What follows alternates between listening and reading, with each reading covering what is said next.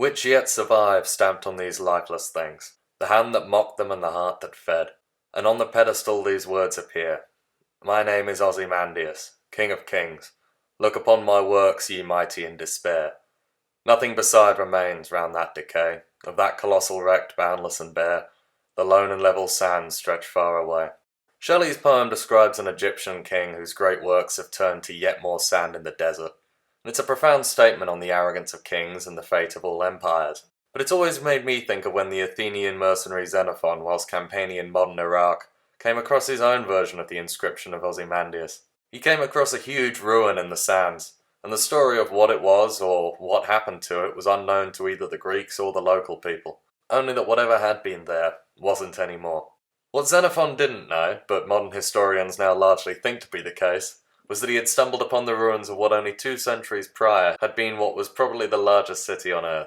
Nineveh, the capital of old Assyria, had once housed up to 120,000 people. What Xenophon also did not know while he was fighting as a mercenary for the Persians in one of their many civil wars, was that he was fighting on hallowed ground.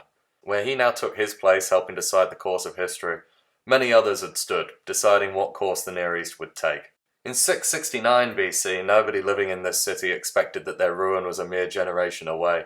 For centuries, the Assyrian state under which they lived had been smashing the world in front of it and building an empire out of the pieces. Great kings like Ashur-dan and Ashurbanipal and Tiglath-Pileser III had built the first empire to truly dominate the Near East, supported and maintained by intense brutality. The conquered kings of previously independent cities still looked over their kingdoms, though mostly from the top of sharpened stakes. Flaying, impaling, dismembering, mutilating, all of these were standard punishments in Assyrian territory. And the kings of Assyria were not shy about their treatment of enemies in war. In fact, they advertised it. To walk into the palace at Nineveh was to walk amongst the skins of the king's enemies, hanging from the walls. If he didn't have anybody suffering at that moment, he at least had artworks showing all of the torture that he was capable of. All of this was part of the king's carefully cultivated image. The Assyrians had long lived between the great cities of Mesopotamia and the empires of the Levant and Asia Minor, and to survive they had had to become brutal. When they built their empire, they quickly learned that to hold on to it they were going to have to take extreme measures.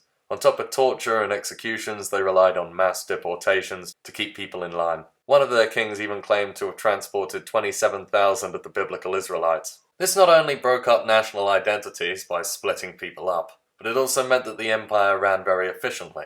Need more people farming? Just pick up a couple of thousand and dump them on the farms. Building a new temple and need workers? Just force a few thousand people into the city and give them hammers. Remember that everything about the king's image made him terrifying, so I doubt many argued with him. In 1979, a historian estimated that the Assyrians had displaced 4.4 million people, that we know of, in 250 years. By the 7th century BCE, the empire was a well-oiled machine.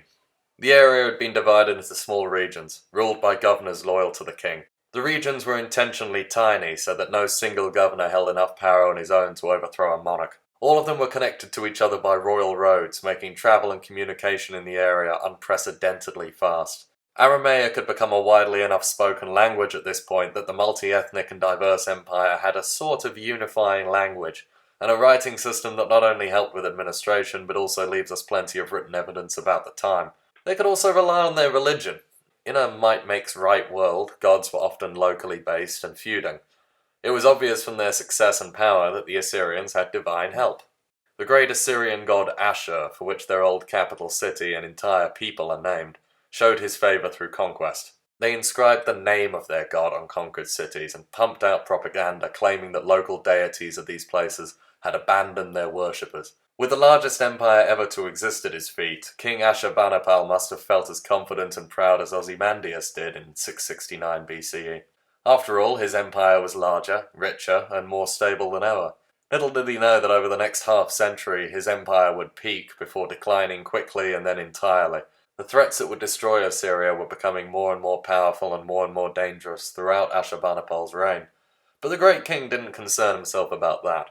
He was busy doing Assyrian things, or rather, the Assyrian thing, of conquest. I'm talking about conquest. He pacified the newly conquered Egypt, sacking the holy capital of Thebes for the 3rd time in a decade. Christ, was there even anything left? Before installing a puppet king and going off to sack parts of Asia Minor. He then had a bit of trouble with the Elamites, but he sorted them out. the great king claiming to descend on the ancient Elamites like a storm, beheading the Elamite king and bringing the disembodied head back to Nineveh with him. And if you don't think that's terrifying enough, here's a quick side quest he did on the way back home from the campaign, in which he destroys the kingdom of Kambulu, allies of his enemies the Elamites, and essentially wipes the people of this region from the face of history, as Assyrians were wont to do.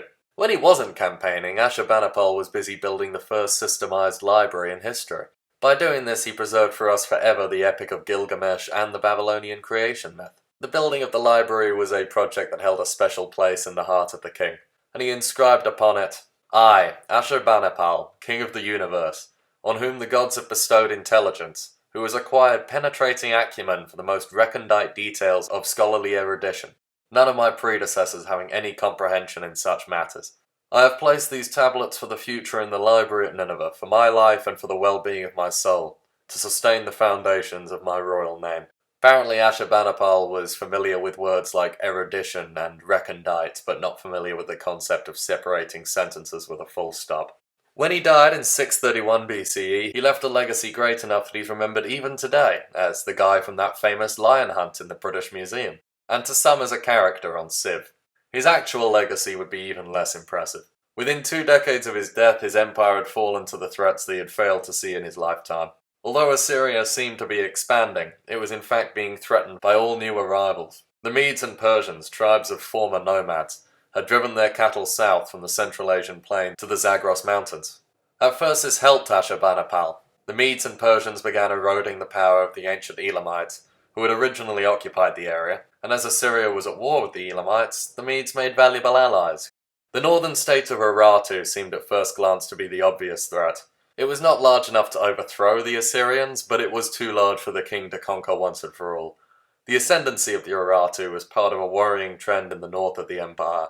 The peoples of these regions were uniting into larger states, more capable now than when they were independent cities of resisting Assyria. But Urartu were themselves nothing in comparison to an ancient and soon-to-return enemy for the Mesopotamian people. The Uman Manda, Akkadian for the horde from who knows where. In the 2nd millennium BCE, these vengeful nomadic peoples were considered the right arm of a vengeful god, seen by the Mesopotamian people as not human, but a tool of divine retribution. It was said that only gods could create them, and only gods could stop them, and they existed only to be the enemy of these settled societies. Realistically, they were the nomadic people of the Great Steppe, that huge desert of grassland that stretches from Ukraine to northern China. The nomadic peoples of the north, who will one day become the Huns and Mongols, are identified at this time as Cimmerians and Scythians. And once again, that time in human history when the people of the steppe descend upon the settled people, as they do every couple of centuries, was once again nigh. When Ashurbanipal died, his sons took the throne and struggled to agree who should stay on it. But more importantly, in the south of the kingdom, a people called the Chaldeans marched on Babylon. When they arrived there, they seized the city, and named their leader, Nabopolassar, as king of the new capital. He knew that if they captured him, the Assyrians would flay him, or impale him, no matter what he did now. So he planned to destroy Assyria forever, as it seemed to be the only way he could rule in peace. He made a few probing attacks along the Euphrates, but quickly withdrew when a large professional Assyrian army, backed up by Egyptian allies, showed up. He used his knowledge of the area surrounding Babylonia to ensure that the Assyrians could not reliably march on the city, and forcing them to retire and try and find new routes. He knew, however, that this was only a delaying action, and at some point he would have to meet the enemy in battle to decide the future of the region. In 615 he launched an ill-fated surprise attack on Ashur, the religious capital of Assyria. Despite being forced to retreat, the Assyrians weren't able to chase him. He had brought too many friends this time for the empire to leave its lands unguarded. Nabopolassar had gotten in contact with Cyaxares, the king of the Medes, and the two were now allies. Cyaxares had in return opened talks with the Uman Manda, and the three of them together would take down Assyria. In 612 BCE, after 3 months of siege and supposedly a flood washing away a section of the walls, the capital of Nineveh fell, and the last Assyrian king died in the flames of his burning palace, as Medes, Babylonians, and Scythians sacked the entirety of the largest city on earth. The hanging gardens that may or may not have existed, the great library, and the incredible palaces of Assyria would all be forgotten. As of 612 BCE, the Assyrian Empire essentially ceased to exist. The Neo-Babylonian and Median empires formed as successor states, ruled by Nabopolassar and Cyaxares, It's also worth noting that outside of this, the kingdom of Lydia was becoming more and more powerful in the west. They aren't super relevant yet, but just bear in mind that they're out there somewhere inventing metal coinage. And with that, the Assyrian Empire passes into history. Like, within a generation, the state that had dominated the Near East for centuries just disappeared, as if it was never even there. The evidence of its existence wiped so cleanly from the map that 2 centuries later, no one will even remember who they were. The inscriptions of the great King Ashurbanipal echo that of Ozymandias, as he bids the reader look upon his long-gone achievements and be struck with terror.